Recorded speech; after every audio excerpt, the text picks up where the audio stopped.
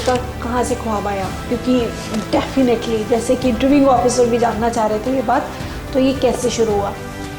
ये particularly for the navy मेरे फूफा जी ने मुझे बहुत मोटिवेट किया। He was also an officer in the navy, तो उन्होंने मुझे मोटिवेट किया। वो अपनी कुछ कहानियाँ भी बताए, लाइक ऑन शिप्स क्या क्या करते थे वो एज एन ऑफिसर, और क्या क्या रहा इन उनकी बायलैटरल एक्सरसाइजेज में, कैसे कैसे उन्होंने वो ही has also participated in Malabar exercise once, तो कैसे दूसरे देश के ट्रूप्स के साथ भी इंटरेक्शंस रहा। तो that was the main motivating factor for the specifically for Indian navy.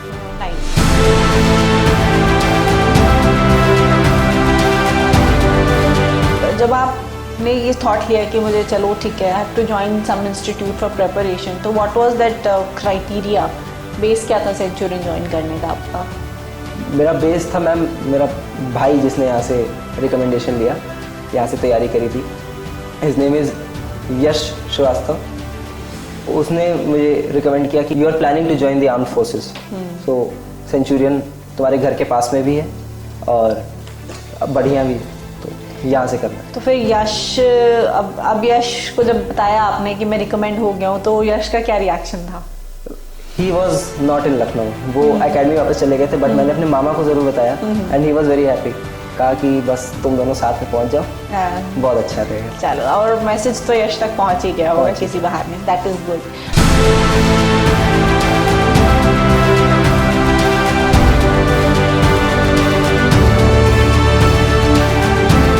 Day of reporting और बहुत सारे अलग अलग जगह से बच्चे आए होते हैं, तो वो फर्स्ट जो स्क्रीनिंग से पहले वो जो एक लाइन और भीड़ होती है ना बाहर लगी होती है, आप दूसरे बच्चों को देखते हो, कुछ की इंप्रेसिव पर्सनालिटी होती है ना, कोई बोले अच्छा कि प्रीवियसली जो रिकमेंडेड होता है उसके हाथ पर झुंड होता है जनरली, तो हाउ इज इट लाइक पहुँचे हो गया आप, यू नो रिपोर्ट किया होगा, तो क्या था फर्स्ट रिएक्शन या परसेप्शन क्या था? Starting from the GD, ma'am GD में मेरा जीडी अच्छा नहीं गया, मैं जीडी में परफॉर्म नहीं कर पाया because my group was a very talkative group. I picked up security challenges, लेकिन मेरे साथ की कोई लीड वाला था ही नहीं, कि मैं वॉलंटियर किया था बट ग्रुप ने वोट किसी और को कर दिया।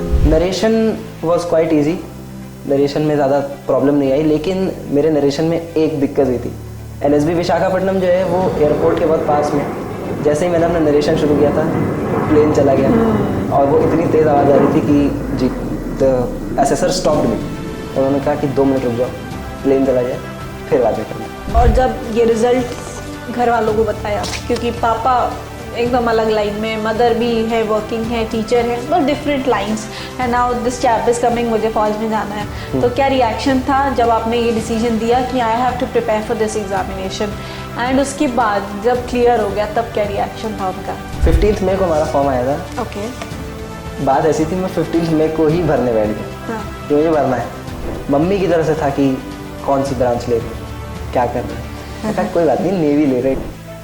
अब उस समय ज़्यादा कुछ नहीं हुआ, जब वहाँ पे तो फिर वही था कि पेपर आ रहे हैं, वो तुम्हारे हाफ ईयरली पेपर भी आ रहे हैं, NDA का भी पेपर है, पढ़ लो, तो वो एक पीछे से एक नॉर्मल सा सपोर्ट रहा था। फिर बाद में जब रिटर्न निकल गया तो उसके बाद फिर रहा कि हाँ अब तो ये अब थोड़ा सीरियस हो गई, थोड़ा सीरियस, हाँ मम्मी पापा तो थे ही, मम्मी फिर थोड़ा सीरियस हो गई कि हाँ यार ये कर लिया तो इसको आगे जाने की जिम्मेदारी हमारी।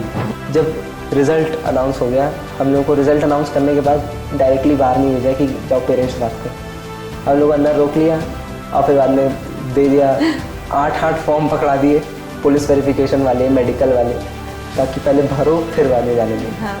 अब हमारा जैसे लिबर्टी टाइम था 2 से 6, हम लोग 4 बजे बाहर निकले, 4:30 तो घर पे जब कॉल किया तो मैंने कहा था कि मैं हर बार जब स्क्रीनिंग इन में भी और इसमें भी मैंने कहा सरप्राइज देंगे, तो मैंने कहा कि घर पे थोड़ा कॉल किया तो मायूस हो गया, थोड़ा बोला कि मैं टिकट करा दूँ, टिकट तो कहीं क्या हुआ ऐसा नहीं सही से बताओ क्या हुआ मैं कहा टिकट करा दो, अभी आगे 5-6 दिन बाद की कराना, क्योंकि मेडिकल टेस्ट भी होंगे, ऐसे करके फिर बाद में वो लोग हो गए कि तुमको बहुत मारे तो ये बोला कि सीधी बात नहीं करते हो, बहुत मारेंगे तुम घर आओगे।